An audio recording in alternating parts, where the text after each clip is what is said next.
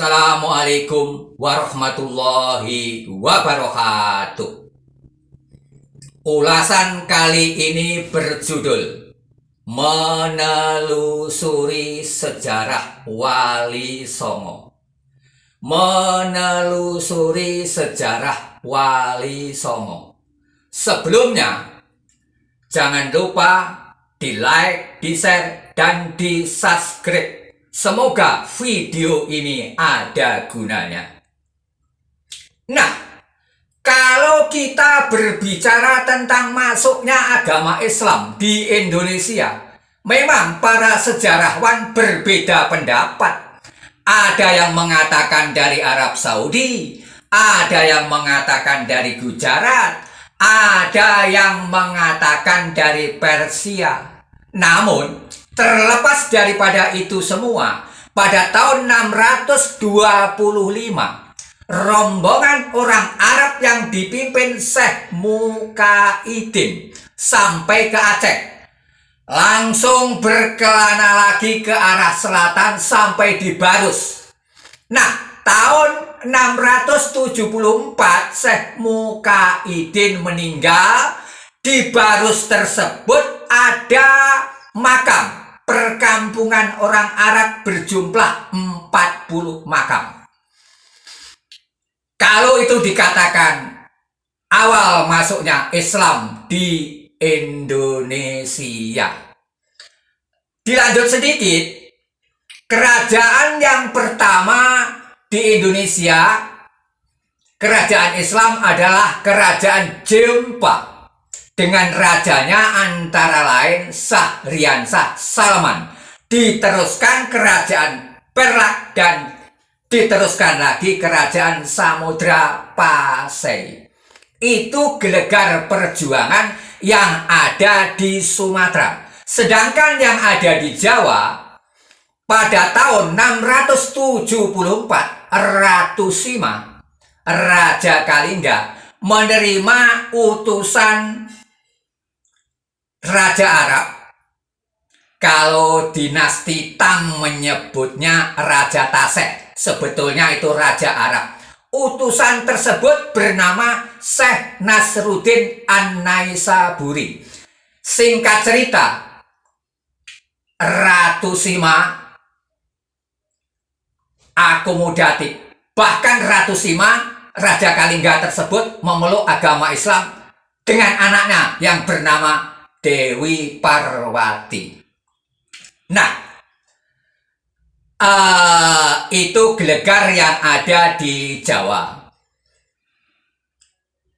Saudara-saudara, kalau kita berbicara tentang sejarah masuknya Islam, perkembangan agama Islam di Indonesia, di Pulau Jawa, itu ada yang namanya Dewan Dakwah yang sering disebut Wali Songo, istilah Jawa Timur.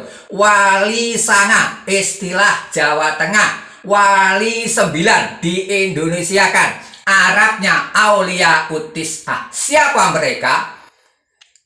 Yaitu Syekh Maulana Malik Ibrahim, Sunan Ampel, Sunan Bonang, Sunan Derajat, Sunan Giri, Sunan Kalijaga, Sunan Muria, Sunan Kudus, dan Sunan Gunung Jati. Dikupas secara singkat penting, satu persatu. Syekh Maulana Malik Ibrahim berasal dari Azerbaijan.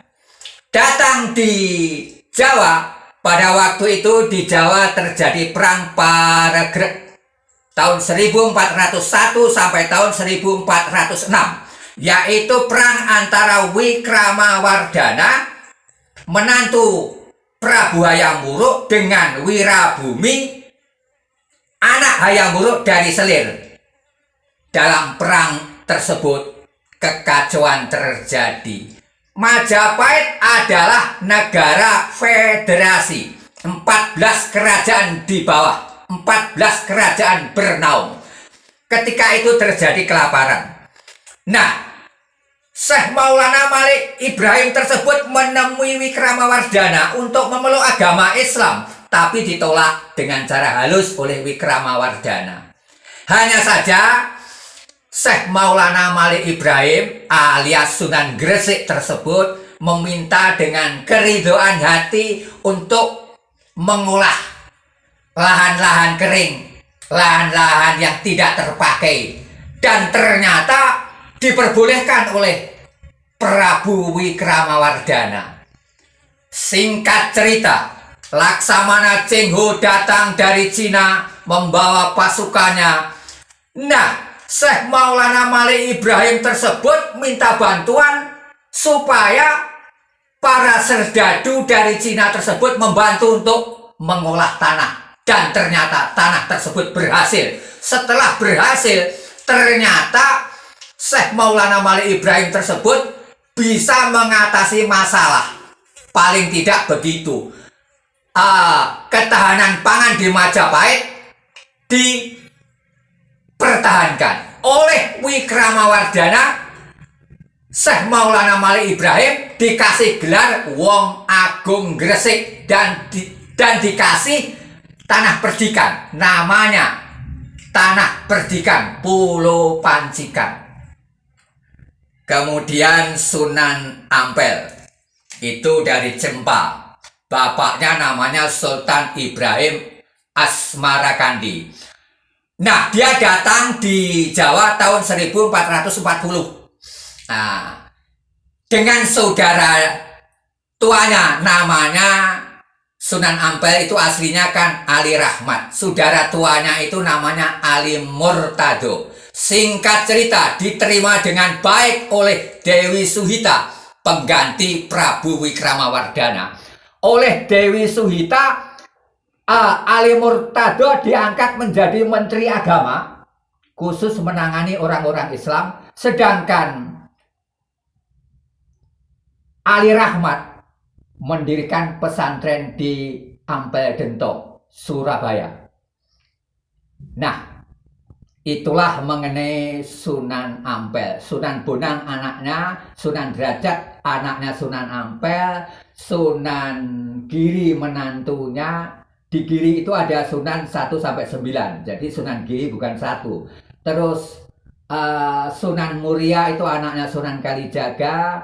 Terus Sunan Gunung Jati itu namanya Fathahilah dari Pasai. Jadi sebetulnya sejarah di buku-buku sekolah itu perlu dijelaskan. Masa Sunan Gunung Jati itu lahir tahun 1413 di Pasai, di Sumatera. Sedangkan Syekh Maulana Malik Ibrahim itu meninggal tahun 1419.